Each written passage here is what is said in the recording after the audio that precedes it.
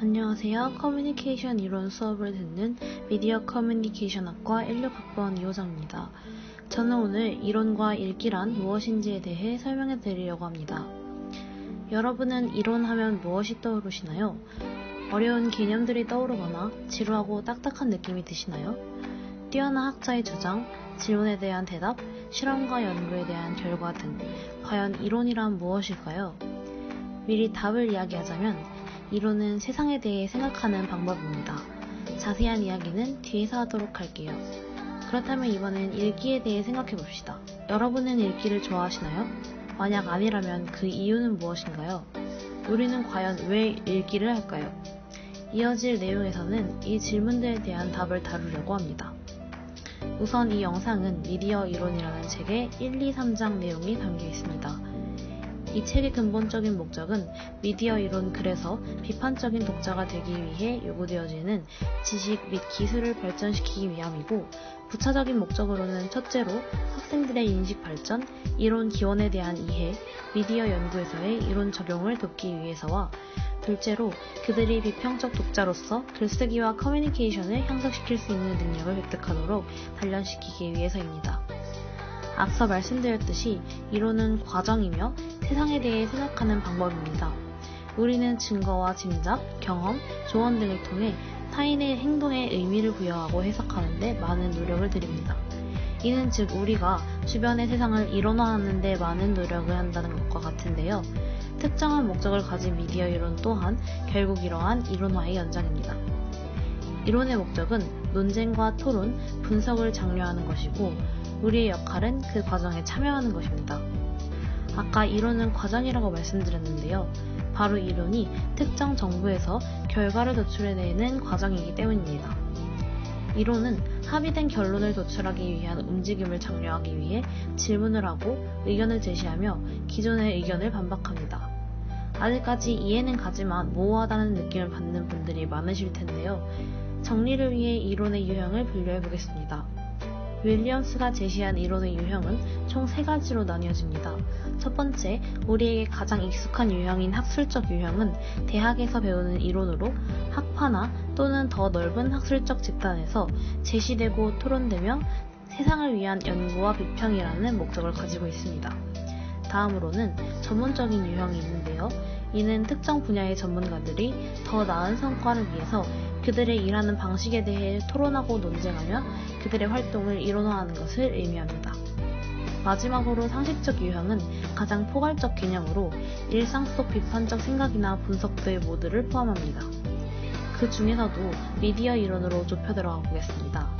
미디어 연구를 위해서는 가장 먼저 이론에 근거한 모델을 설정하고 실험과 수정이라는 단계를 거칩니다. 이 과정에서 이론의 목적 중에 하나는 새로운 종류의 연구를 하도록 자극을 주는 것과 논쟁과 연구의 범위를 넓혀 발생하는 앞으로의 지식 수준을 향상시키는 것입니다.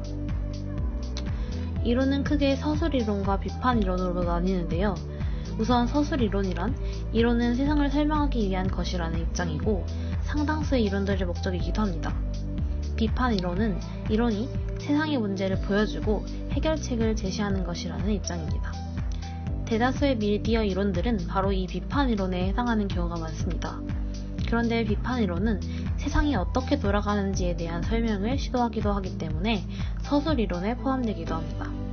즉 이론은 토론과 논쟁을 고취하고 앞으로의 새로운 이론의 발전을 장려합니다.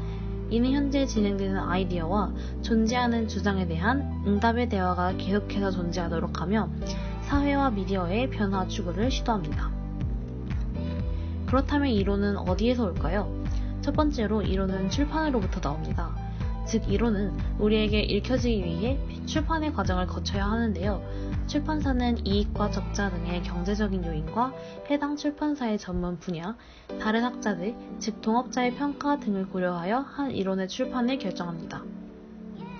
다음으로 이론은 배경, 즉 주변 상황으로부터 나옵니다. 이 배경은 많은 이론가들이 비슷한 환경에서 일하게 하고 비슷한 접근법과 의문을 가지게 합니다. 학파가 형성되는 이유가 되기도 합니다. 세상이 변하면서 제시된 새로운 모델과 아이디어로 세상을 이해하는 것이 중요해졌는데요. 이는 바로 이론이 사회적 변화의 산물로서 필요하다는 것을 의미합니다. 즉 우리가 이론의 분류를 시도할 수 있다는 것을 의미하기도 하죠. 그럼 이론은 과연 어떤 기준으로 분류되어야 할까요? 스토레이 학자는 이론 분류의 기준으로 총 3가지를 제시했습니다. 첫 번째는 연구의 목적으로 한 이론이 무엇에 대해 연구하는지에 대해 그 주 목적을 생각해 보는 것입니다. 두 번째로는 분석의 방법인데요. 구조주의자들은 내용을 우선 검토하지만 후기 구조주의자들은 독자나 구매자의 관심을 가졌다는 점을 예시로 들 수 있습니다. 마지막으로는 분야의 역사입니다. 특정 분야들은 중요한 연구나 논문으로 많은 사람들에 의해 참고되며 자신만의 역사를 발전시키기 때문입니다. 이론이 어려운 이유는 과연 무엇일까요? 우선 이론은 스스로를 포함한 모든 것에 의문을 갖기 때문에 어렵게 느껴질 수밖에 없습니다.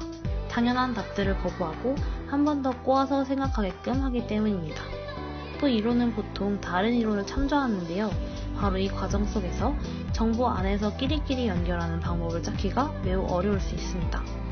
해당 이론을 이해하기 위해서는 그 배경이 되는 이론들도 모두 함께 알아두어야 하기 때문입니다. 또 보통 이론과 모델은 무엇에 대한 것인지 완벽하게는 설명될 수 없습니다. 이렇게 때때로 이론들이 제대로 기능하지 못하기 때문에 어려움을 유발합니다. 다음으로 가설을 근거로 한 생각을 요구하기 때문입니다. 마지막으로 이론은 복잡한 말로 설명되기 때문에 어렵습니다. 가장 단순하고도 중점적인 이유인데요. 이론은 보통 학자들에 의해 형성되기 때문에 길고 복잡한 단어, 헷갈리거나 복잡하고 어려운 말을 씁니다. 이는 이론의 복잡함과 어려움을 불러일으키는 가장 기본적인 원인입니다. 그렇다면 이론을 가르치는 이유는 무엇일까요? 미디어 이론은 미디어 연구의 핵심입니다. 미디어 분야의 핵심 논쟁을 연구하고 있기 때문입니다. 이러한 이론들은 단순한 개념뿐만 아니라 여러 능력들 또한 제공하는데요. 비판적이고 논리적인 사고와 토론, 논쟁에 대한 능력이 바로 그것입니다. 이들은 다른 분야에도 충분히 활용될 수 있고 좋은 시민과 개인으로의 성장을 돕습니다. 따라서 우리는 모두 이론에 대해 능동적인 접근법을 가져야 합니다. 여기서 능동적 접근법이란 이론을 그저 받아들이는 것이 아니라 이론에 대해 질문하고 적용해야 한다는 것으로 이해를 넘어 적용을 통해 배움과 학습의 과정을 거쳐야 한다는 것입니다. 이제 읽기로 넘어가 보겠습니다. 여러분도 알고 있듯이 고등학교 공부와 달리 대학 공부의 중심은 바로 독서입니다. 독서는 학생 본인이 자신의 아이디어, 자신의 반응과 자신만의 사고방법을 개발하기 위해 활용되는데요. 독서로부터 최대한 많은 것을 얻기 위해서는 왜 읽는지와 무엇을 얻고자 하는지를 파악해야 합니다. 독서는 다양한 목적을 위해 수행됩니다. 그 목적에는 의사소통 및 정보 수집, 적극적인 자료의 관여 등의 다양한 목적이 있으며 그 글들은 각각 다른 대상들을 염두에 두고 쓰여집니다. 이론과 마찬가지로 읽기 또한 접하게 될 아이디어들을 탐구하고 토론, 비판, 칭찬하도록 적극적으로 격려하는 과정입니다. 즉 읽기는 학습을 위한 것이며 이를 바탕으로 무엇을 할 수 있느냐가 중요합니다. 여기서 읽기를 통한 학습에서 가장 중요한 비판적인 읽기는 자신의 생각을 발달시키는 도구이자 글의 내용, 방식, 과정과 결론에 대해 의문을 제기하는 것을 의미합니다. 독서와 과정인 또 다른 이유는 읽기 전에 유용한 과정들과 읽은 후에 생각을 심화시키는 여러 가지 활동들이 있기 때문입니다. 특히 읽기 전 읽기의 목적에 대해 생각하는 것은 독서의 목표와 우선순위를 세우는 데에 대한 유용하고도 중요한 방법입니다. 그럼 과연 어떤 순서로 읽기를 해야 할까요? 정해진 방법은 없습니다. 독서는 개인적인 활동이기 때문에 본인에게 가장 적합한 방식을 찾아야 하기 때문이죠. 효율적인 읽기를 위해서는 총 4가지 사항을 고려해야 합니다. 자신의 관심사에 대해 파악하고 독서가 자신에게 어려운 이유와 이를 해결할 수 있는 나의 기술은 무엇인지 파악하고 언제 어디서 읽는 것이 가장 좋은지 또 독서를 하는데 시간은 얼마나 걸리는지를 파악하고 마지막으로 강독을 할 때 무엇이 가장 도움이 되는지를 파악해야 합니다. 아까 독서가 전, 후, 동안, 전반에 걸쳐 진행되는 과정이라고 이야기했는데요. ACT라는 독서의 단계는 이에 대한 하나의 예시를 보여줍니다. 이 구조는 분명 유용하지만 고정불변인 것은 없으므로 나에게 맞는 프로세스를 찾는 것이 중요합니다. 이론과 마찬가지로 읽기 또한 어렵게 느껴지는 사람들이 많습니다. 그렇다면 읽기가 어려운 이유는 과연 무엇일까요?